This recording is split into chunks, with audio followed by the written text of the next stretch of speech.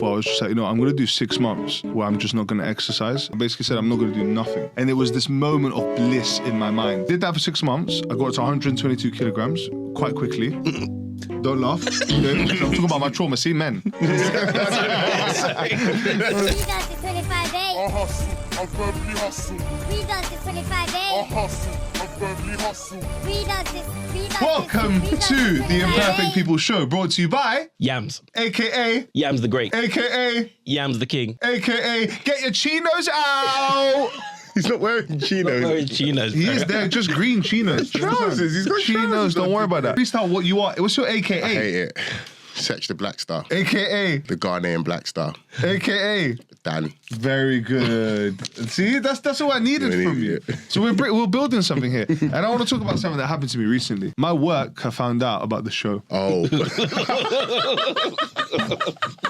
You're trying to keep that. That happened to me months ago. Yeah, but go on. So what happened? How did they find out? Well, I was under the illusion that they didn't know. Like on social media, I was kind of trying to keep it separate because it is a bit of a blurry line. Do you know what I mean? Especially like if you work in sales for a big company, whatever, then on the other side, you're just trying to do like a funny value driving show. Yeah. It's like they're different things. Do you understand? So it kind of feels a bit awkward of like, should I let people know? Should I know it's the first time doing it? I'm probably going to make mistakes. I found out they do, When you say they, who? Like what, is your boss, has your boss called you in like, right, no, boss, no. this My team. Okay, do you understand? Yeah. So my team knows it. So when I told them last week, we all got together on Thursdays. I was like, whatever, I'm going to tell you a lot. But I told them because I found out a couple people knew. So I was like, let me address it. And out of 6 of them, only 1 of them didn't know. Okay, so yeah. So I had to, I'm good. There was 1 person that didn't know. I was like, cool, now at least I told you. Are they subscribed? That's a great question. There we go. If you're a BG and you're not subscribed, I'm on to you. What's a BG? Is that what you call That's your our team name. You call them... They call themselves the Bee Gees. I would never call them anything to do with me. They did that because it's an omen to their leader. But I also want to say, their reactions and stuff, one thing I would say is I tried to share something that I was a bit nervous about sharing. Yeah.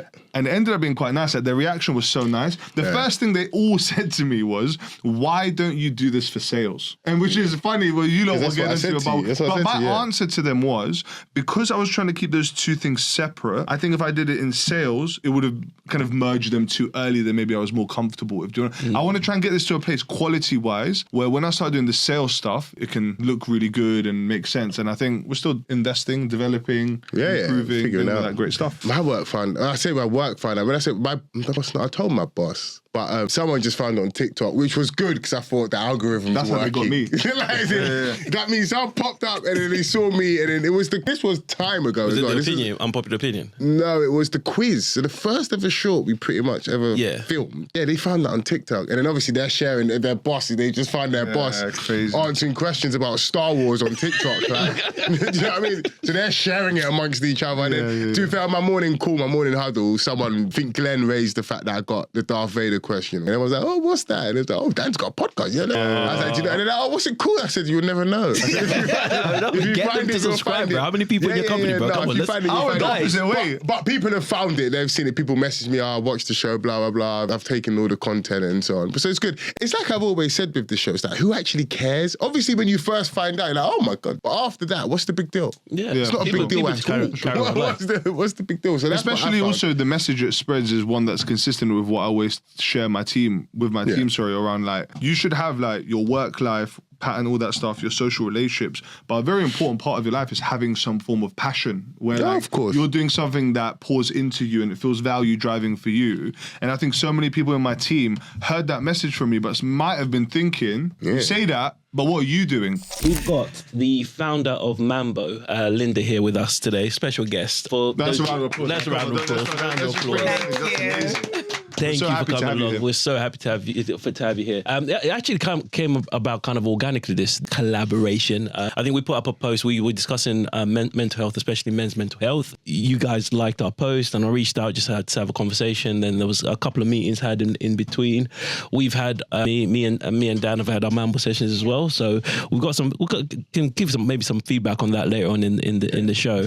But yeah, then we're here in Staines, in the garage in Staines. But, Okay, so I'm Linda Boughey, and I'm the founder of Maambo, and I'm the only funder. It's 100% my business. I'm super passionate about people, about mental health. I've had my own mental health struggles. The name Maambo, people always ask me. It was my father's name. He was Mr. Maambo. He passed on 10 years ago. He had colon cancer, but he was quite an extraordinary man. And I was thinking about him this morning as I was thinking about the possibility of the different topics we would talk about today. And he loved phoning people just randomly. Sales guy. Actually, he would have been a good salesman.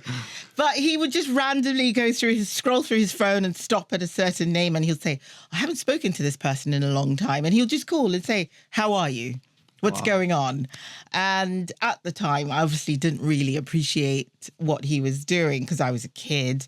And even as an adult, actually, I was an adult, I still saw him doing those things. But it's now that we live in this world that is digitalized and we're so disconnected to one another. How often do we pick up our phones and just randomly call someone just to say, how are you? Yeah. And my father called. He called anyone. It could have been a golf buddy he hasn't seen for a while. It could have been a cousin of mine. It could have been my mother's sister. It could have been one of my brothers. It could have been myself. He just randomly called people. And it's such a wonderful thing to do, though, isn't it? It's like someone just stop it, and it felt random, but someone's just asking, like, how are you? Yeah. It could take you back, actually, because when was the last time anybody was asked, like, how they are, how they're getting on? Yeah. I think the world's gone completely inverse. Though. Like, if I talk about myself, I actually probably get a little bit of anxiety or angst if I see a number I don't recognize calling me, or someone I haven't spoken to in a while. I'm like, oh my God, what's that? You know what I mean? So think about how far that's kind of sprung away from what you're sharing there. It's like, that's how probably it should be. And to think all they're doing is calling to see how you're getting on. And just you don't want anything from you other than just checking in. Are you okay? I haven't heard from you. Where do you think that came from? Like, is that something that he had observed from someone in his life? Is that something that he had kind of learned to do? Where did that kind of natural wanting to connect and kind of understand how people are come from? That's a very good question. I wish he was here for me to ask him, because now I have a lot of questions as well. He was an extremely jovial person. He was very social. He was one of those people who would walk into a room and light it up. He was an only child, so I suppose he needed to make friends and play with other kids. Otherwise, he would have no one. And I suppose in his time growing up, everybody played outside. You had to make friends, and you'd have to talk to people in order for you to be able to play with someone. So I suppose maybe it came from there. He did talk a lot about him being an only child, and that impacted him. Not in a negative way, but you know, he had to put in a bit more effort. He enjoyed his childhood, but he had to put a bit more effort into his socializing, and there was a lot of pressure put on him to succeed, and he put pressure on himself as well. So possibly came from there. That's really interesting. I resonate with that a lot. As an only child, I think there was an inherent early lesson I had to learn, which was, because you're by yourself a lot, if you want to play with other people, you better get good at connecting and meeting and communicating with other people. And I think sometimes those things which some people might take as a bit of like a victim mentality of I was alone, and maybe that's why I don't speak to people. It's really interesting when you hear about someone like your dad who actually almost built that as a superpower. Because I was alone, that's now going to be the reason why I can speak to anyone. I'm going to make sure that other people probably don't feel alone, which is really nice. It's really interesting. Really interesting. I think loneliness is one of the things that we were talking about yesterday that I think is interesting to talk about in a world where there's so much focus on connectivity and virtual connectivity, let's call it. There's a lack of like seeing people, how are you? And you know, they say so much of your communication is non-verbal. It's in how your body language and stuff like that. It's so much of that is lost when you're talking to someone online and it's virtual. It feels a little bit like, you feel like you're talking to them, but you don't see quite everything. Like for example, they don't see that I got flip-flops on. Whereas in real life, I wouldn't do that. Do you understand? So the reality is that you learn so much about people when you see them in their entirety, and so much of that is lost. And if you think about the history of humans, it's only really in the last 30 years that we've lost that. If you really think about that, thousands of years that we always saw each other, we relied on the community, the village, seeing each other, being close, talking to each other, spending time together. And now people are just by themselves. and we're wondering why there are so many of these issues, a big part of that is we're just not seeing each other doing this stuff. Listen, the main value I get from this is definitely not financial right now. So right now, the reality, what I get from this is the human connection. But I'm not going to lie, it's worth every single penny just through that alone, whether it works out or not. Guys, thanks for making it this far into the show, man. I have a small favour to ask, and so does my friend here. Trauma, he's had to go. Immigration, financial issues, he has to go. So he's not here with me right now. If you guys could, please, just like, comment, and subscribe. It helps more than you'll ever know. And look, we want Bocky back. We miss Bocky. He's not here for us. So just do the right thing and support the show, man. Godspeed. How honest are you when you answer that question? Someone asked, how are you? Depends on who, but most of the time, yeah, I'm all right. And you kind of carry on the conversation. There's a joke, right? You know, I got a pal called Tom, yeah? And he always banters Billy. When you ask me, oh, you're right, mate, how's it going? Billy actually answers the question. He'll be like, oh, mate. When really all you're looking for is like, yeah, I'm right, mate, on to the next thing. But he banters Billy because he's like, Billy will actually tell you what's going on in his life. I don't care, that's not why I asked. Yeah, I'm not honest at all. It depends who asks, I guess, and how they've asked. If they are just casually asking, I'm sweet. That's it. I'm a liar, bro. Yeah. If I'm honest, yeah, like this is a big part of my journey with having done therapy in the last couple of years for the first time. The honest answer is there is it talks about there's the value maybe of being an only child. There's also sometimes a cost, and I think in my experience there's a bit of a cost in the sense that I don't really, if someone asks me how I am, I sometimes don't know how I am. Do you understand? I feel a little bit disconnected from how I actually feel, because when I was younger, the way I felt was that irrespective of how I felt, the context wasn't going to change, so we just have to keep moving. So rather than bringing everyone down, I'm good. Do you understand what I'm saying? Yeah. So, and I think I carried that a lot into the way I am now. That's almost hardened him. It's like calloused. So when someone goes, how I am, it's like a reflex. If someone goes, yeah, I'm all good, how are you? I flip it back on them to get it away from me. You understand? Yeah. Because I don't know how I am. And if someone probably pushes on that, and that's what I've seen with therapy, like I thought therapy is going to be this elaborate, like crazy. And most of the time it's like, so how are you today? That's how it starts. And so that question, when it's focused on you and you can't get away from you, is a very deep question. It's harder to flip away. Yeah. It depends on who's asking and how safe I feel in their presence. Otherwise, I'll just say, yeah, I'm fine. Everything's fine. Great. Yeah. I've become, and just like you, I've become very good at pretending I'm an actress. Hollywood. I mean, I should go to Hollywood. My talents are being wasted. That's the audition tape. Yeah. I mean, I can have the most rubbish day, but I remember this, especially when my son was at primary school. I would have these awful moments where arguing with lawyers and I was doing so many things all at once. But as soon as I knew I needed to go to school, I would put my cape on, which is just put on whatever outfit I decided to wear, brush my hair, and then I would pretend like, you know... The act begins. Yeah, the act begins, action. So it just really depends on who is in front of me.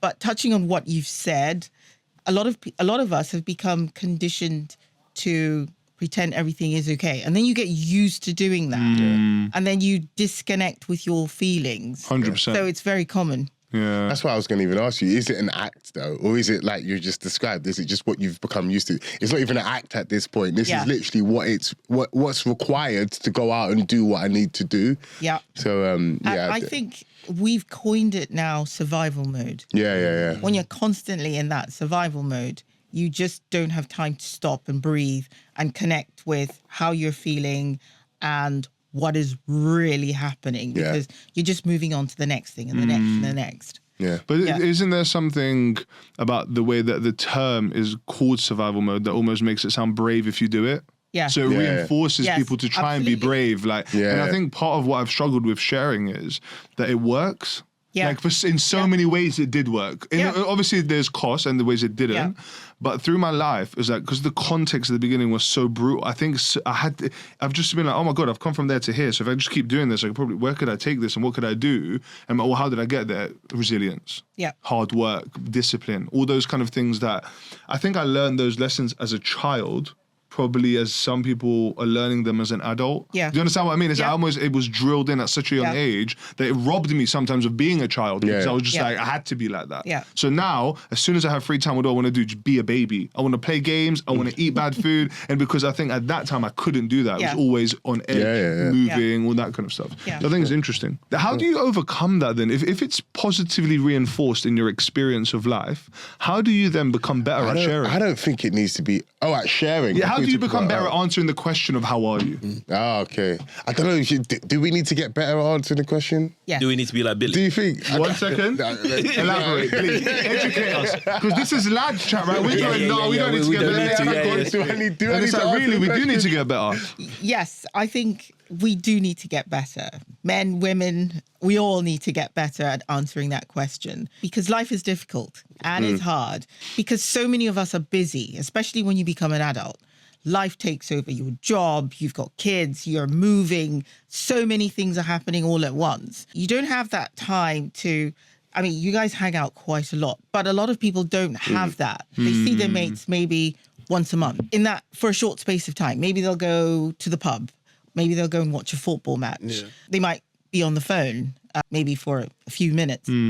But you're not actually looking at your friend. You don't notice the changes in the person's behavior. You don't notice whether they've withdrawn a bit from life, whether they're really stressed because everybody's pretending that everything is fine, especially amongst men. You've just become so conditioned to being in that survival mode where you just keep going.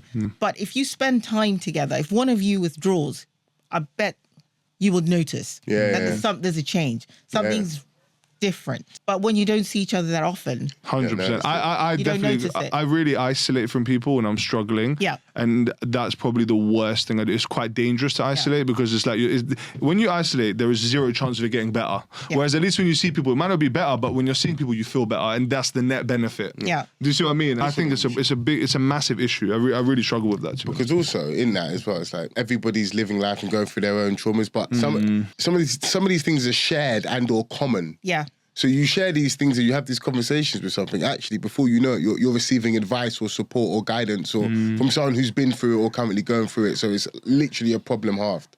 Yeah. The best way I heard someone talk, I can't remember who said this, right? I was watching a podcast and they were basically talking around, think about how it feels when someone that you really care about, like someone you really are passionately, like you care about, you love them, they come to you and they share something really vulnerable with you, honest, and they're, pouring their heart, whatever, and they're telling you about something that probably many other people don't know about. And then you talk to them, you might give them some advice, you help them in a way that you can see that the person that entered the room is different to the person leaving the room. How good that makes you feel as a friend, right? And this is the thing that they said. They said, don't rob your friends of that. Yeah. Don't rob your friends of the opportunity to be that person for you because you don't know what they're going through and how you doing that for them might lift them up through maybe their own things that they're going through. Yeah. And for me, that was the actual thing that made me go, let me share this with someone. Because to be honest, in our friend group, I am someone that people come to for advice and we talk about stuff, whatever.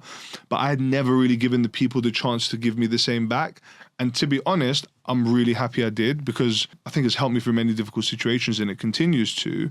But the question I kept getting stuck on, which I want to talk about, is why is talking helpful? Like, I know it seems like a really basic question, but I couldn't sometimes think about, I couldn't answer the question of, but it's my problem and it's happening to me. And if I talk about it, it's not going to go away. So why is it helpful? When you talk about it, you're kind of working through the problem in itself. Because when you're talking about it, you need to bring up the characteristics of whatever problem you have and think through that in your head. And then through that, there's probably some sort of chemical reaction or something that happens neurologically that releases some pressure or strain on the situation. Claude. We'll verify this with some AI. TBC. But I think it'll be something centered around that, essentially just speaking through the problems, coming up with the answers yourself, and also I think there's something chemically that will happen in your head that just releases some of that strain and pressure. When you talk it through with someone else, you end up coming to a rationale yourself as opposed to that person actually giving you an answer or giving you any advice. Yeah. I have to interject though. what if the person you're sharing it with doesn't give great advice though, or they're not even advice, maybe they give you too much advice. Do you know what I mean? If they don't surely you have to be quite conscious of who you get counsel from. That's also quite important, because you can get advice from someone on the wrong thing. There might be a category of advice, but not all advice. Like don't come to me for operational advice. That's Dan. Don't come to Dan for... He thought I was going to go after your socks. I'll never do that. So I got good socks on. I know you do, bro, but I'm not saying nothing. So all I'm saying is that I think I agree with what you're saying. Yeah. I would just add, because what I'm quite against, and I think this is quite important and linked to mental health, is lack of accountability sometimes. Yeah. I think it's very important that as men we're accountable, as people, as women, as everyone, we're accountable for doing what we can to better influence our mental health, rather than just be a victim of this is my mental health and I can't do anything about it. But just wait there though, because you asked a question about talking. Yes. Yeah. So very good. Why does talking actually help? So forget the advice you get back in, because I think it depends. Like you could talk and you might not even want any advice or get any advice. You have to get out of your own head. Exactly. Just get out there. You have to get out of your own head, because if you're in your head, you could spiral. A lot of the time, the negative thoughts dominate over the positive. Yeah. So if you're there basically on your own, ruminating over the same problem, it's usually you going the wrong way. Yeah. It's like the cliche. They say cliches are cliches for a reason. It's like, when someone says to you, just don't worry about it, it might never happen. And most of the time it doesn't happen. Yeah. But like you said, you ruminate over this thing and it will never happen. And you spent so much time and energy, negative energy, that's just wasted now. Yeah. What did Claude say? Literally the first answer is it gets you out of your own head and it stops emphasizing the negatives. It gets you to think outside of what you're thinking internally and actually express the feelings out of it. It regulates stress, breaks down isolation and loneliness, especially. So yeah, it's literally those things. It's actually just having the conversation stops you going into a cycle of repeating and saying the same things in your own head and speaking to someone else, which probably actually is a great way to speak about Maambo and the peer-to-peer support and how that works. Like you mentioned there, Boris, around speaking to someone and having the right advice, or speaking to someone and getting the right advice from that person. Maybe Linda can just shed some light on how Maambo works and how that links in. So Maambo is a peer-to-peer platform, one person speaking to another person, but it's all based on lived experience. And like what you had touched on earlier, you don't want to go to somebody for advice if they have no idea how to deal with your problem. They'll try, but they might not give you the right advice. It's theoretical rather than practical. Yes. Well, this is totally practical. It's based on lived experience. On Maambo, we only match people to the mentors who are on the platform based on their lived experience. So, for example, if somebody is a first-time dad and he's struggling with what parenthood has become, because he probably had a Disney version in his head, but the reality is totally different. He could speak to a dad who's got older kids about what it's like. Is what he's thinking and feeling normal? The stresses of having a baby that isn't sleeping, a wife or a girlfriend who is tired all the time, the cost. It's nappies, it's milk. They keep running out. All of these things. Other people wanting to give you advice, and then they start scaring you into thinking your child's name should be down for nursery by now. Yeah. Your child should be doing this by 2 weeks. Yeah. Your child should be able to... You're going to that nursery? Oh, yeah. You're that one over there. They start giving you, yes, that would bins out. It's nice, but, we like this one over there. It's like... Sometimes people can be meaning, they mean well, but they don't realise that they're actually causing you more anxiety because 100. You haven't shared your stresses with anyone. So that's just a lighter version. But peer-to-peer has been around for a long time. We've all heard of Alcoholics Anonymous. Yeah. Gamblers Anonymous. All of those are peer-to-peer organizations. So you've got a gambler who will speak to somebody who's a recovered gambler. You've got an alcohol addict who is struggling, and he will have a sponsor who is in recovery, once was on that journey. And they understand each other, because the rest of us don't understand what they're going through, don't understand what it's like to be in that cycle of wanting to get out, but you just don't know how. And only a person who's lived through that experience can help you get out.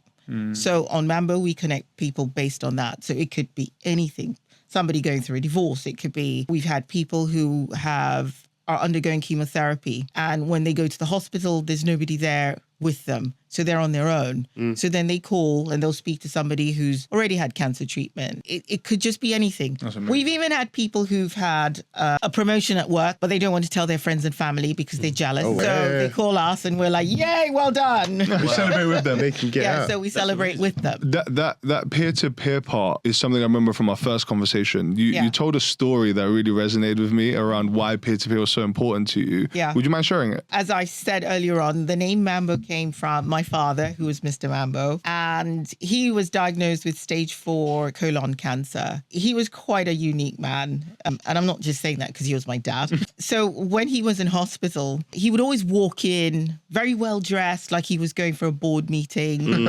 and he would be smiling the whole time, chatting with everyone. So he used to joke with the doctors and nurses and said, he'd say things like, your drugs don't work, because his hair never fell out. Right. Oh, okay, yeah. But what he didn't understand was that the chemo that he was on actually wasn't going to make his hair fall out. Right. But we didn't say anything. We just let him be.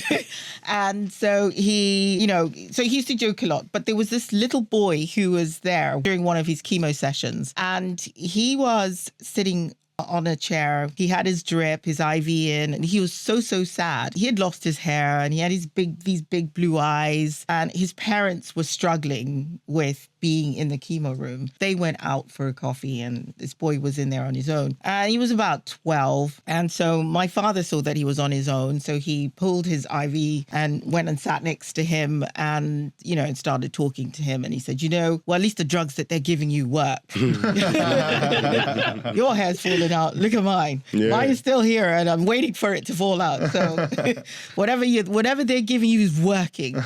And so this boy started to smile, and then they ended up talking about Manchester United because my father was a Manchester United fan. Great team. Well done, Mr. Maambo. Yes, Mr. Maambo. Turns out this boy was also a Manchester United fan. And by the end of the conversation, this little boy, he just lit up. His face lit up. And it was just a really nice thing to see. Because of my father's outlook, he knew it was terminal, stage 4. He loved to read. He was very intellectual. So he spent lots of time on Google. I bet he would have loved ChatGPT or Claude. Right. If he was around. Your dad would have been chatting to Claude. And so the gastroenterologist and the oncologist at the hospital on one of the trips, said to him, we've had so many patients who've come in and they struggle with their diagnosis, but you've just taken it. You come in, you smile, we tell you what's going on, we tell you what we see in the scans, you're still happy. So do you mind counseling other patients who are struggling? And he was like, no, not at all. So he started counseling other people who were diagnosed. Most of the people that he would go to him for advice had stage 4 colon cancer as well. Right. It was really strange looking at him because he would start telling them, no, you need to do this.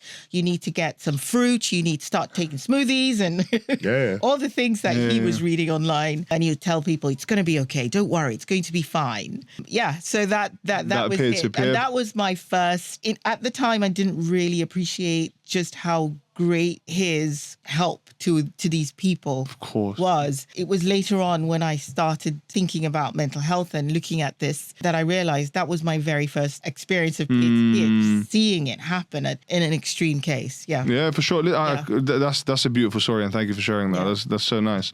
I think also, if I think about it as someone who maybe had anxiety about going to a therapist and speaking to someone like that, I think part of the worry is this person going to understand really what I'm saying? Yeah. Like, I've had a therapist say to me, I've never heard what you've said to me before. So that immediately kind of goes, okay, thank you for sharing.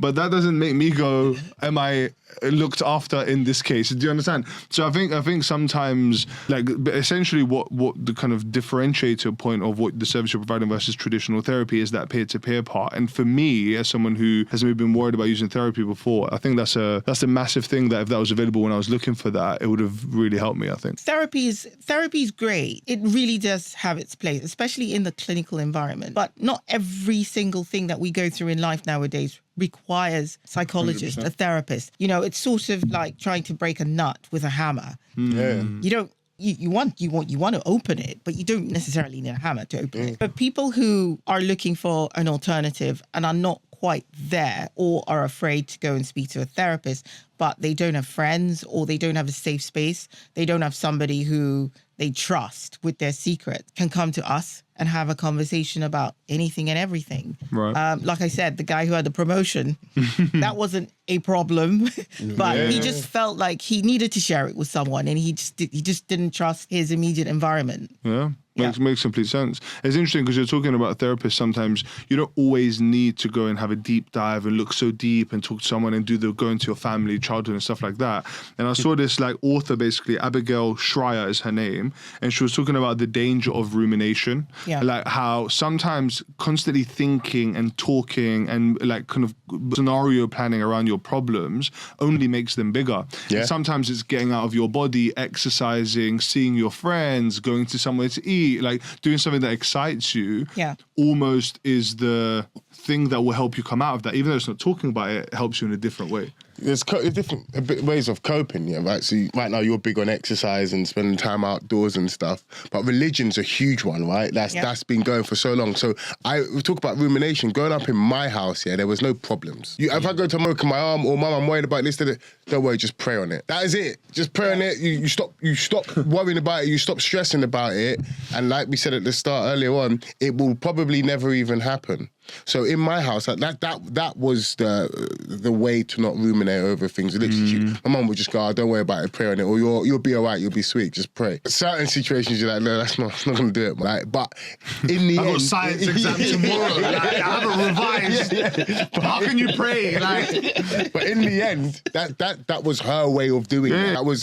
She was trying to teach you a bigger thing. Exactly. Like, she had a faith and a religion and things like that kept her going. And it is a bigger thing, actually, because now in my life, I do it, and it probably frustrates a lot of people, but I don't like to get bogged down with things. Because I do, and we spoke about this in the earlier, but like I do a very quick logical test in my head and think about what levers can I pull, how can I affect the situation. If I can't, there's no point spending any more time on it. There's no more brain power that goes on this because there's nothing I could do about it.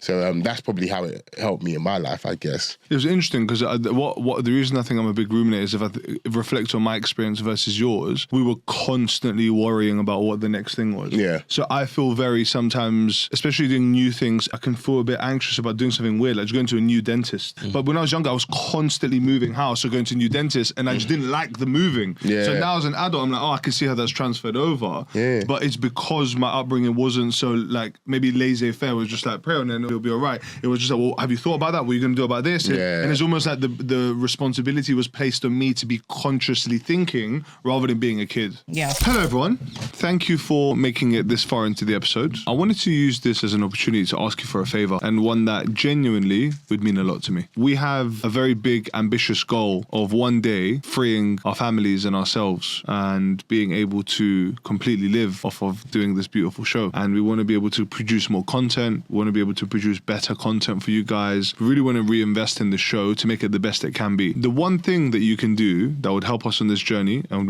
we would really appreciate it, if you just look below this video, there's a little button that says subscribe. If you could just take 8 seconds of your time just to press the button, take us one step closer to our goal, that would be incredible. Thank you, and enjoy the show. We've touched on a couple of bits here around mental health. We've obviously spoken about loneliness, we've spoken about friendships and the importance of them, rumination, and obviously what that does. You mentioned it there briefly, but exercise and the impact of that. You're quite a big believer in it. I can just talk about my experience. I can't necessarily say it'll be the same for everyone, but I think I had a point in my life where I was just like, I'm going to do 6 months where I'm just not going to exercise. It was like this point where I was not going to exercise. I said for 6 months, after I got married, I basically said I'm not going to do nothing. Okay, yeah. So I was like, and I looked forward to it, like in the build up, everything, like I'm building up there, and I'm like, there's going to be a 6 month, I'm not going to do anything. And it was this moment of bliss in my mind. Like genuinely, I was so excited about this, yeah. Did that for 6 months. I got to 122 kilograms quite quickly. Don't laugh. I'm talking about my trauma. See, men. So basically, I started eating for everyone. You laughing still? I'm not laughing. But I thought in that period I would really enjoy this, like of just being free, doing what I want, who cares, whatever. And actually, during that period, was probably the most I felt my mental health as someone who maybe doesn't always feel how I feel. Do you understand what I mean? Yeah. It's like it felt a bit like, oh my god, this definitely isn't good. Maybe other things I had done, I was like, I don't know if that helped or didn't. This is one of the things I did. I was like, the test has confirmed we shouldn't do this. So immediately, when I started exercising, I saw the impacts in my mood. I saw the impact in my energy levels. I saw the impact in my quality of sleep. I saw the impact on what I ate. And it just has the knock-on effect. So the way I think about gym now is I have the hour which is nothing to do with my physical health when I'm in there. Actually, when I'm exercising, because I'm out of my head, I'm using my body, it's just making my mind feel clear. And the physical benefit is actually when I'm outside the gym, where like the longer term mobility benefit and all that kind of stuff. Yeah. So I personally have felt the benefit a lot. But is there anything, research, anything you know, anything you guys have experienced which supports that? Well, I was going to say, do you know how much exercising cuts the risk of depression by, roughly? Should we guess? Due to research. I know everything about stats. Go on. 63%. I think it's something like that. I'm going to say, yeah. Number starts with a 6. Yeah, I would say 75%. The risk of depression, not cutting depression. Yeah, of course. Is 25%, which is still a significant. There's a quarter by quarter. Cuts it by a quarter. So exercise and mobility is quite important. You know what people take for granted as well? If you're able, right, as having family members who have struggled with their mobility, what you take for granted is because all you've ever known in life is being able to move around. Like it's never been a consideration for you, innit? When you lose your ability to be mobile, you don't realize how much that impacts your mental health. So what then people realize is that when they lose their mobility, all of a sudden they're like, but I started to feel worse, stuff like that. Yes, that is partly because you've lost mobility and there's a mental impact of that. But it's also the impact of the fact you're not moving your body. There's a cost to that on your body. Mm-hmm. And I think that is something that I think people shouldn't take for granted, man. It's like so important to exercise, use it or lose it. That's the best way to think about it.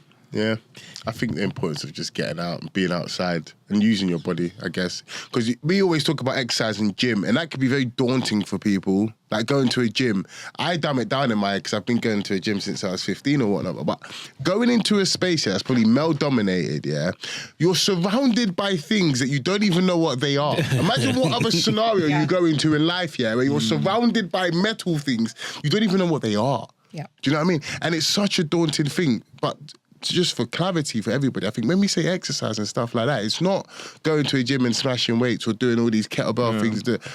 Just walking outside or just spending time outside, even just sat in your garden, just, I don't know, walking in a circle, pondering or taking deep breaths outside and just breathing in the fresh air and taking in sunlight. All of that your stuff, body. It's just moving your body. Stuff is beneficial. And I found that recently in my life because I go to the gym, but that's not what I refer to when I talk about the steps that I'm taking to try to regulate my moods and my mental health. Is like, especially now with the way the weather is, I'm having such a great time walking. Yeah, just walking around. And now I live in the suburbs now, innit? So I live where the money's at, right? So just walking around the neighborhood. Do you know what I mean? Because there's something about this is my neighborhood, and I should see the people and greet the people that are also walking there. You look like a diplomat. You had it walking down your high street the other day. These people you see all the time, they are part of your community. I walk everywhere in my area, so and everyone knows me, bro. Exactly. And then 1 or 2 minutes where you have a conversation with them, they could be so uplifting. 100%. They could be so uplifting, just make you feel better about your mood. You've touched on something that a lot of people take for granted, which is just to be out of your house makes you part of the outside world. You're part of the community. But when you're in your home doing absolutely nothing, it sounds great to say, I'm going to be at home all weekend. I'll lock the door and I'll do absolutely nothing. I'll see nobody. If you do that continuously, it affects your mental health. But the moment you walk out, even, there are people who talk about, I like to go out by myself sometimes. Lunchtime, I'll sit and I'll go to a restaurant, I'll sit by myself and have lunch because I like people watching. Do you have headphones when you do it or not? Sometimes I do, sometimes I don't. Oh, so you listen as well. Okay. All the senses are activated. That's when it's juicy. You take the headphone out like that. What? Yeah. You'd be amazed what you... Oh, yeah. People need to be encouraged to get out. The gym thing, a lot of people feel very, very intimidated by it. Yeah. And they imagine that everyone in the gym is fit. But that's not true. Not at all. Yeah, that's not the reality. And do you know, I salute the people who are not fitting there. Yeah. I've got to G-check what I look like. Like, sometimes I forget what I look like. I can be, no, it's true. Like, hear me out. I literally saw this little white woman come on and she wasn't startled or anything like that, but I can tell. You pushed the white lady on the ground, did you? No. But you know, like, there's like stretching areas in my gym, innit? So it's like, what is she probably thinking right now? Like, she's just come to stretch and she's just next to this huge, black, scary looking guy with his cap down, like bobbing his head to some gangster rap. Like, and I'm just thinking, ABBA. She might be feeling so like uncomfortable now and so on and so on. So you've just got to be cognizant of the fact that, like, it's not always the gym, and people always think. And also, not everyone looks like you and has your experience. Some people are just a bit more timid. Yeah, exactly that. So I just think, don't go to the gym if you don't want to. That's not what's trying to be said. No. Like, go do something else. Move your body. Whatever you're excited about doing that gets your heart rate up, allows you to be outside in a community of other people, go do that. Just don't be sedative. Don't be non-using of your functions, because there will be a point where you will lose it and you'll be so devastated. Yeah. Can we talk about polo? By looking at us, who do you think would be the best polo player? It's got to be me. It's got to be me. She felt sorry for the horse, man. She felt sorry for the horse. Yeah, that was a look of maybe him or maybe like, you ain't getting on my horse. You ain't riding my horse. I got to damage the hind legs. The vet bills after this motherfucker gets off the horse is crazy. So if you were to physically profile her, What do you mean? I don't think it's obvious, by the way. Yeah, I think it is. It's very obvious. why are you can't reach the ball. The smallest though. You have to be on the side. I'll get a pony, bro. Don't worry about it. You had some time to ruminate by it, girl. So, all of you, actually. No, we don't do it. Listen, see this show here. It's not the BBC. We don't do that. You have to pick one of us. Who do you think will be the best Not polo the player? BBC. I'll do a physical exercise. Should we just do like a... What's the most important physical attribute of being a polo player? Hand-eye coordination. Oh, bruv. Definitely not him. Yeah, Yes, definitely not me. I play paddle, bro. I think I'll be sweet. I'll be sweet. How many times you play paddle? I've never played paddle. Exactly. I thought riding the horse would be the most important part. Yeah, because I think you got to do the horse and then you've got to... Yeah. Is there goals? Yes. They're goals? Yeah, actually, Yes. Like, the closest I've got is a Ralph Lauren. Okay. So you've got 4 players in each team. Okay. You have a ref. Is he on a horse, the ref? Yes. Okay. He's on a horse. Okay. When the play goes to the left or the right, he pretty much like football. The ref runs around, keep keep up with all the players. The difference with polo and football or any other sport is when you score a goal, let's say you score a goal in the right goal, you've got to swap sides. If you're scoring that way, the next time you'll be scoring that way. Okay. So it keeps changing. So you swap sides straight away? Yeah, straight away. Okay. Yeah, you don't wait for half time. So you drops it. The best players in the world are Argentine. Okay. Is there a reason for that? They have a lot of horses. They have horse culture. The gauchos. It's part of their life culture. Yeah. So is the gold mine in the good polo team the horses or the people? The horses. The horses. Yeah. How athletic and durable. Yeah. That's a good word. So, yeah. See, I know stuff about polo. Let me tell you stuff I know about polo. What's the average score in a polo game? You guess. Oh, I God. guess. Yeah, what's the We don't know if it's 28-3. But how is it scored? Yeah. No, we have to guess. That's part of it. So, like, average game, what's your guess? It's What do going you to think the finish. score is? I just think it goes up in intervals of 1. So what do you think what's the score? average score is in a game? Like, what's the average score in football though? Let's Yeah, say there's 1-1, 2-2. I would say the average polo game is like a 3-1, 2-1. Oh, you think it's like football kind of scores? Yeah, I think it's like football. I think they do bonus rounds. 1 second. I have to. You know they do bonus. You know it. No, He's I done made it. it up. They don't do any bonus rounds. I just made that up. Okay, now let's give my honest answer. I thought you were going to say something wilder than that. So I think that each goal is not worth 1 now. I have to say something different. Okay. And I think each goal is worth 4 because there's 4 players. So each player gets 1 goal each. The average score is 16-8. That's not me. I think it's going to be something like tennis. You know how it's 15-30, love. It's going to be something wild He's like right, that. defo. But we've said other things. That's why we contributed. We get. You're right. Weirdos. Okay, is a foul if I trip a horse? No, I'm just... It could be. Yes. So I know because you we can need to stop get in the way laughing, of the by the horse. way. If you're getting away in the horse, I'm just getting tripped the horse. What if I see someone's about to swing and I just lightsaber and I block the swing and then I hit the ball like that? Is that You can do that. Oh, you can do that. You can block So the swing. there's a combative like swordsmanship to it. Yeah.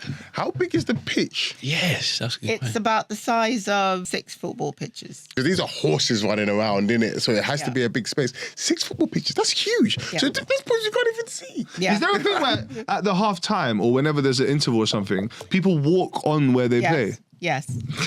I know stuff. That's what can I say? Why do I know stuff like that? Each game is divided into 4 quarters. Yeah. And each quarter is 7.5 minutes. Oh, So the game's the not horses even that need rest long. though. Yeah, because you need to change your horse. You can't play the same horse through. Oh, really? Yeah. I thought horses have endurance and they're But robust. 7.5 minutes, they're going. 7.5 minutes is a Think lot. about how long have you fought a round of boxing? Nah, 3 so minutes. listen, I see Game of Thrones. These men ride from country to country. No, but I They're see riding man, dragons, we're gonna bro. drive to like Dartmouth, like he's gonna get on his horse for like day and night. Like. Yeah, but those So horses the game's with what? endurance. Game's what? Half hour? Because it takes, so you've got 7.5 minutes. Yeah. And then you've got 30 seconds if the ball is in play. So let's just say 8 minutes. But it takes a while for the players to get off the pitch, to go and change horses, get back on. Right. There's So then the clock is still moving. So you'd say about just under an hour. Wow, I thought it would have been longer and more. No. It's quite quick and intense. Yeah. Is there like LeBron James, Ronaldo? Yeah. Like, there's some Argentine Messi. Like, I'm gonna Yes, Google they're some polo Argentine. players. oh, they all. Yeah, are. they're all Argentine, yeah.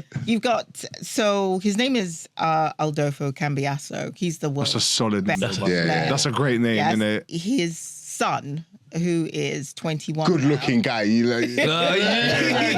What a stud. So polo has a handicap. You start at -2 when you begin, and 10 is the highest. So Adolfo was 10. He's dropped to 9 now because he wants to retire. Got lazy, Yeah. didn't he? Yeah, and 51. but his son is a 10, and to get there it's insane. Really? Every person's dream. It's only men tend to get there, Yeah. but you get some really good female polo players. Super aggressive. Men are scared of them. Really? Yeah. Can you play? This might be a silly question. Can you play mixed polo? Yeah. Often we play mixed. Where is polo played? Like here in London, like for example, Yeah, if is we there a wanted to go polo? watch it, yeah, we're gonna go watch a polo. Shall we game, go watch a yeah. polo game? But where is it? Like like you've got Oval, you've got Wembley, like Yeah. you've got where Twickenham. Where is So there is no polo club in London itself. Okay. Closest is Ham. Okay, London. In Okay, Richmond, yes, Yeah, that's yeah. still London, Yeah. but it's Ham and Windsor. Like it's the home of polo. You've got many clubs there, and that's where you've got Guards Polo Club, where the king goes, the most prestigious club in the country. Amazing. I think we should go to a polo game. Is it attainable? Is it hard to get tickets and You stuff? can come Or with me. So I'm just asking for people that might be going one day. Is there beverages there? Just depends on where you go. Okay. Okay, there's one club that we tend to go to, and we play quite a bit. But if we're there in the morning, then the bar's not open. Right. Okay, Right. But if we go to Guards, where I'm also a member, then you get to go into the restaurant and service and. Oh yeah, and Is the food good in those places? I could, but that's a the silly food has question. gotta I be reckon the good. food No, has because got it might be tea. like, because sometimes like an extremely physical game to play, yeah, I'm not trying to go in there and eat some like overly like engineered gourmet meal. Maybe Sometimes we I are. might just want to eat like a Potatoes. roast. You think they're eating? You think they're eating pasta and chicken, but they're having something delicious, man. Something nutritious and fantastic. What got you into polo? Do you play polo as well? Yeah, I play. I play your with son my plays, son, yeah. and Who's that? he made me laugh. Yeah. Okay, I have to admit, I have not been riding consistently. Well, my son has been, and he also rides at school. He plays for his school. Amazing. So he's actually a lot better than I am at that. Good. That competitive edge is good though. Yeah, so he said to me at the weekend, "You're getting a bit old. I think it's time for you to retire." And I was like, "What?" Oh. So did you play for a club, social? Yeah, I had my own team. I've played in Spain. I've played in Argentina, France. Do you have to take your horse? Like, do you have a horse and you have to take it with you? Chalet. Come on, use the appropriate language. Right. I'm getting educated, bro. Yeah, I'm asking these yeah, questions. I just made that up. I don't even know if that's real. It just sounded like it might fit. Yeah, do you get your own horse and take it with you, or do you get to Argentina and say, all right, I'm gonna get on this one? And No, Argentina's a bit too far. So most people who go to Argentina, They've got a horse culture as well. Why would you bring your yeah. So you your can Hannah Smith rent horse? horses You there. can get some gaucho horse. What is it? Quite like? Is it weights based? Is it like coordination, like calisthenics based? Like what? Yeah. What's the kind of training you would do as a polo player? It's all of the above, because you need to be quite agile on the horse. So you need to be able to do, so weights come in because you've got the mallet, and then you're also stopping the horse strong. Your legs need to be strong. You're doing everything all at once. Do you get bad injuries? Yeah. Really? But Yeah, imagine mate, yeah. someone Someone's swinging, bro. Yeah. A sin bin. Like if you're a red card. Yes. But that rarely happens, but yes. Have you been sent off before? No. Bust you down with a mallet. And finally, what got you into polo? Is it... My father, whenever he used to travel to Chile, because he used to go to Chile for business, because he was working for this mining company, and so Chile is also into massive, copper mining. Yeah. So and he was wine, doing quite a bit, and so his colleagues who he used to do business with put him on horses there, and I was young at the time, and so he would come back with these black and white photographs of him on a horse, but decked out in South American attire. Yeah. Wow, this looks really nice. And then from being a little girl and playing with dolls, My Little Pony. I don't know if you've got. Yeah, of course. Yeah. My Little Pony. Yeah. So I was like, I want a horse. Yeah. But it was not possible to have a horse when I was young. So when I was in my 20s and I'd started working as a biomedical scientist, I was like, right, I've got my own money now, so I'm going to learn how to ride. So I started learning how to ride, but that was just going to a riding school. I used to go up to Northwood. I found a really nice riding school there.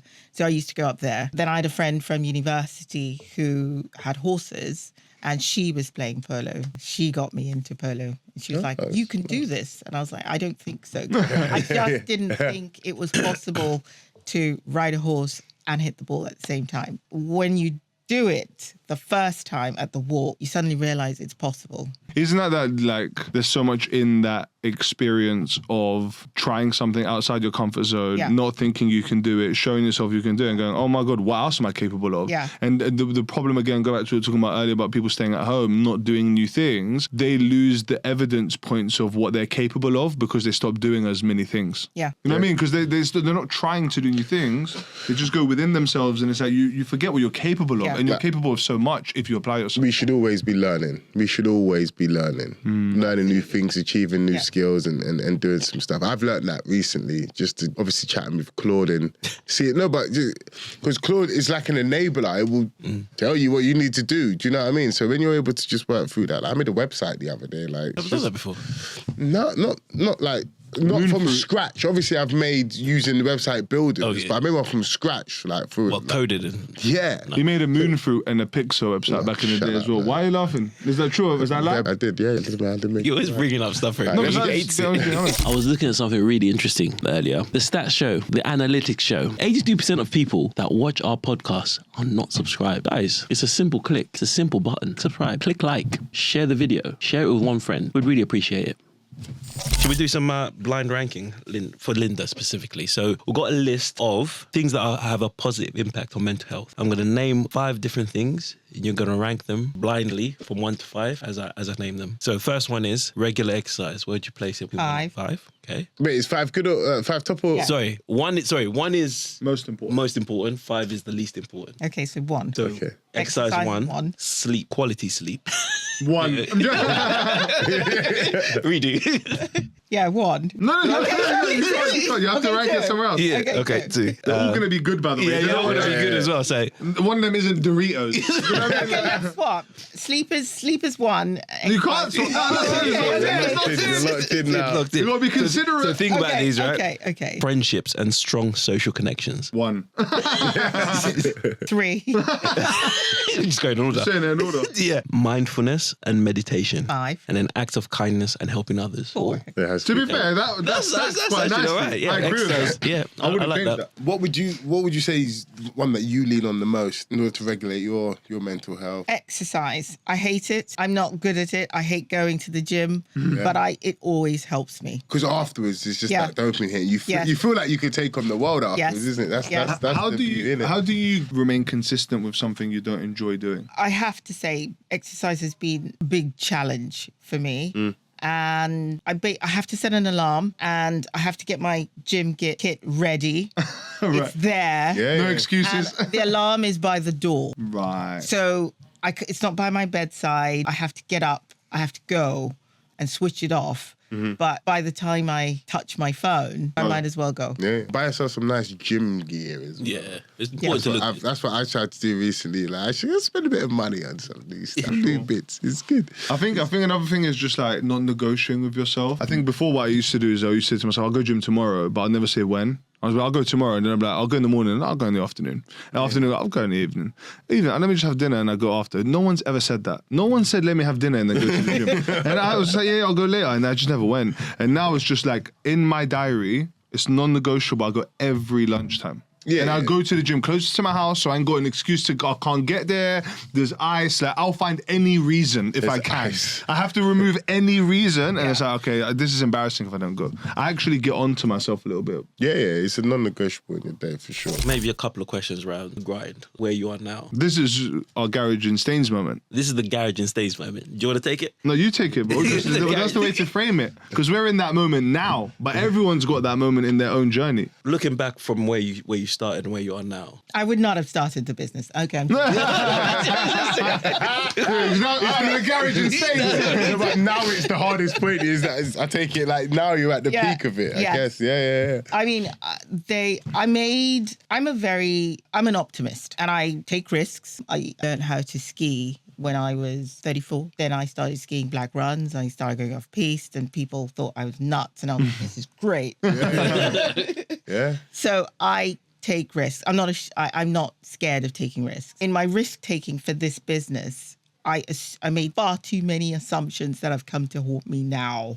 I thought it was going to be easy for people to understand the concept. I thought it was going to be easy to get on with the marketing and the organic growth. Mm-hmm. But no, that's proved to be a bigger challenge. And people were telling me it's going to be difficult.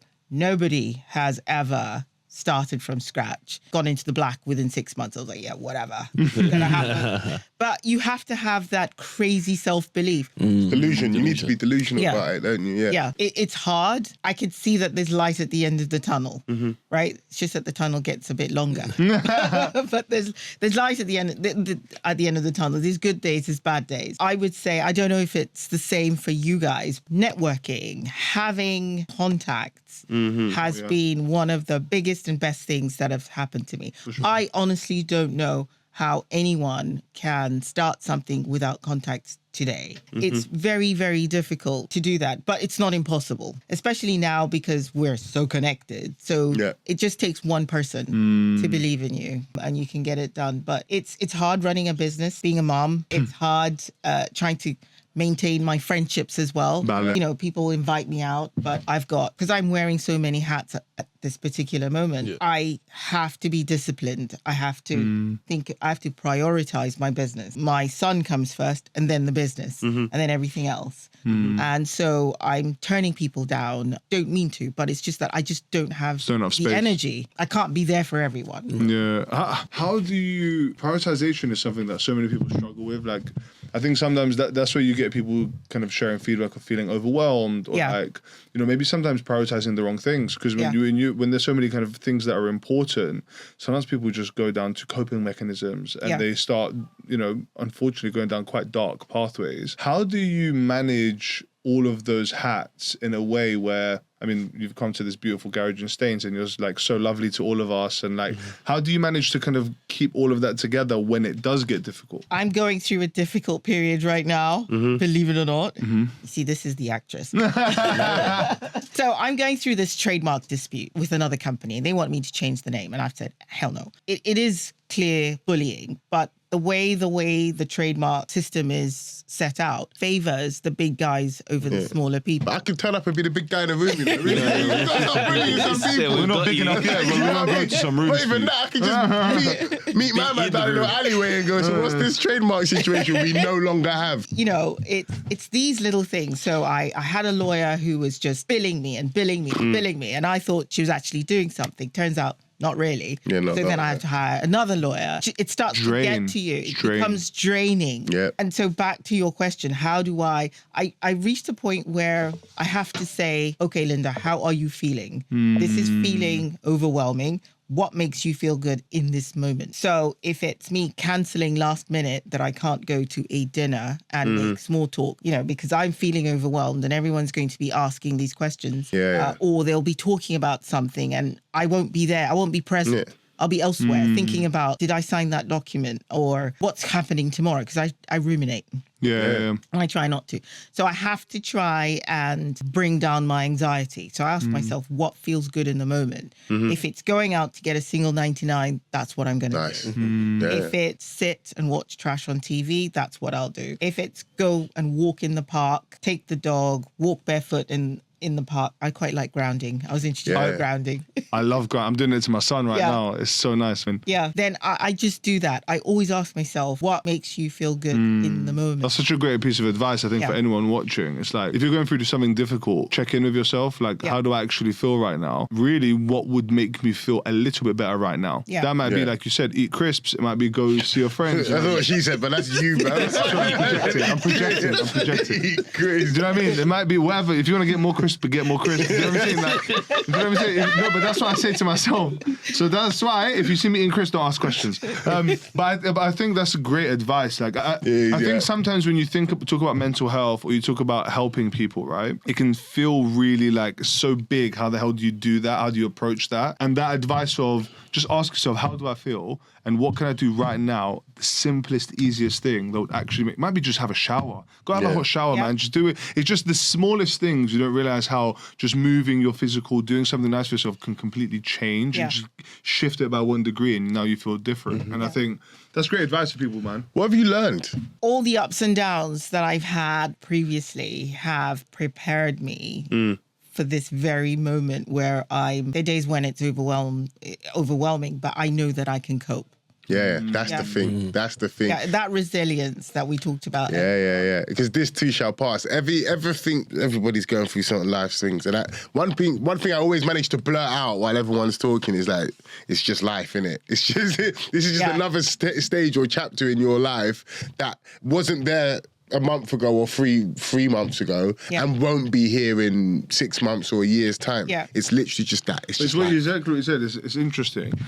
Obviously, having seen people, you know, in our family get a little bit older, have certain conditions where maybe memory and recall isn't as good. One thing I would say is that the fact that you can experience those things, we label as humans good, bad, difficult, hard, easy. All they actually are, in a very like philosophical way, data points and evidence that you're alive. Do you see what I mean? The mere privilege that we get to experience the hardships that we go through is just evidence that you're here and you have the opportunity to feel these things. Because if you weren't here and you know, you were in a certain different state, or maybe your life was going that way, you wouldn't have those things, the bad things, but what else wouldn't you have? And it's never black and white. It's not like, oh, because if I didn't have this, it would just this bit, it will be gone. It's actually, everything's really intertwined. What you have to get better at as you get older, what I'm learning to surf the waves of life and just enjoying the journey and going, at the end of it, I've had all this brilliant life, I've lived it, I've experienced it, good, bad, ugly. I was there and I did my best. They're learning opportunities. Like this situation you're going through now, I bet you're somewhat an expert in trademarking. Like you've learned some stuff. You've learned about lawyers. You've learned about the type of people you could encounter in this world. You've learned about trademarks and all this. They're all a great trademark lawyer now, though. Do you know what I mean? I think they're great. I think the origin of Maambo, the name, why you started it, and everything is just fantastic.